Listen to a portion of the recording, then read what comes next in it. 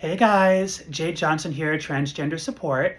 Today I want to do a video segment about what it can mean and what it can feel like being transgender as well as being part of the Black-Brown community, right? I think it's a very serious topic that I want to acknowledge, and so that's what we'll do. Before I dive in, I will take a moment of levity because the nature of the fact that you're watching this hopefully means you're part of a community of people who wants to challenge oneself and grow. So let's also have fun with it while we address serious topics. And I like to tease myself a lot, and I will say that my friends tell me all the time, Jade, you're always wearing green, green this, green that. So I'm trying to introduce more color for you guys, and this shirt gave me the opportunity to, as I bump the stand, to show my Cancerian crabs here. So any of my Cancerian sisters and brothers, here we are.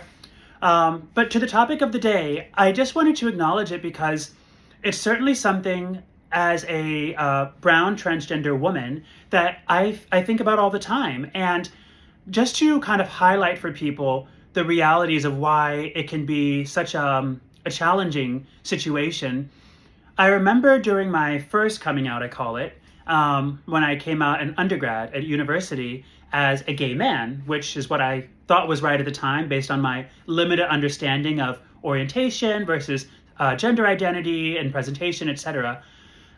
During that time, it was already immediately noticeable to me that as I started to go out in more gay spaces, queer spaces, I'm not saying it was everywhere, I'm not even saying it was the majority, but there were pockets of community where I felt like, okay, even though I might be trying to latch on and identify with this group of other queer people, other gay people, they didn't quite see it that way. And there was sort of a divide because maybe they were what one of my friends often talks about as capital G gay, right? So gay, but white gay, white male gay, no lesbian, sorry, no, that's not what we're talking about with capital G gay, and sort of maybe from a similar background. And so it actually oftentimes felt more exclusionary than other spaces that weren't queer spaces.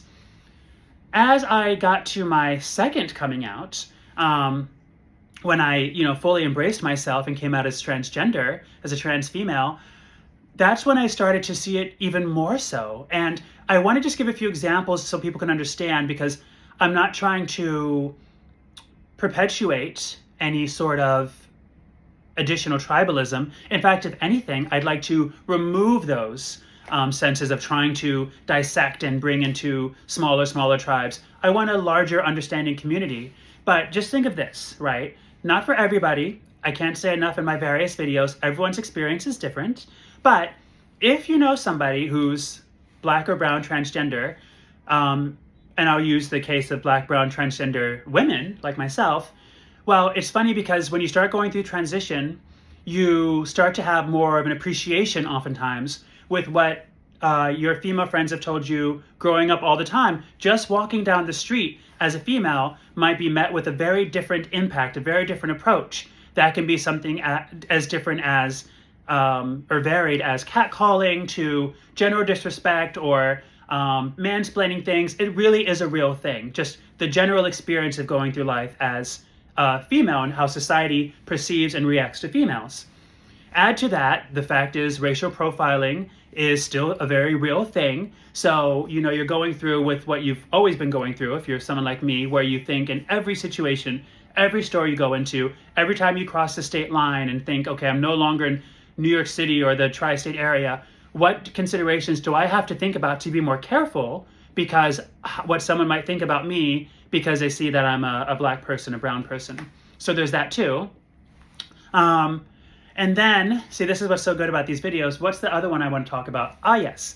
It's the reality that any trans person knows about, which is some people use the verb clocking or to clock, meaning when someone identifies you as transgender without you saying it to them, right? Sometimes people talk about that as being clocked. They kind of figured out my story.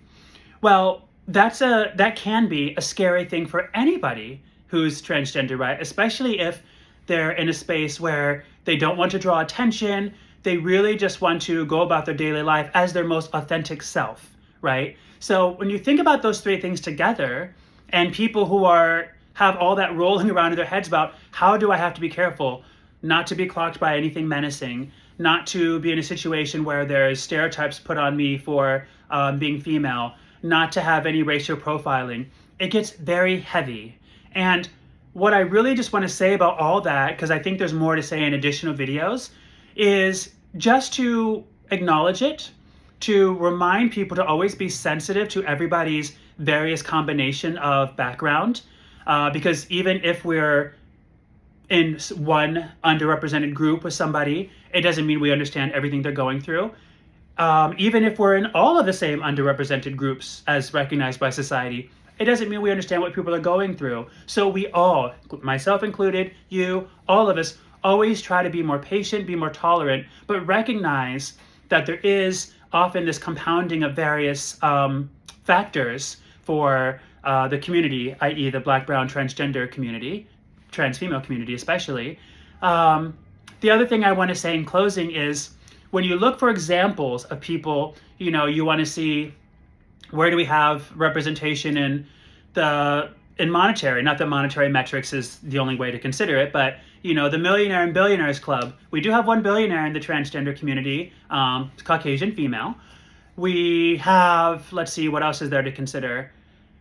Political office holders, right? I'm very excited to say that next year we'll see our first trans congresswoman or congressperson, because she'll be the first trans person in Congress, Representative McBride. So that's very exciting, but also Caucasian female.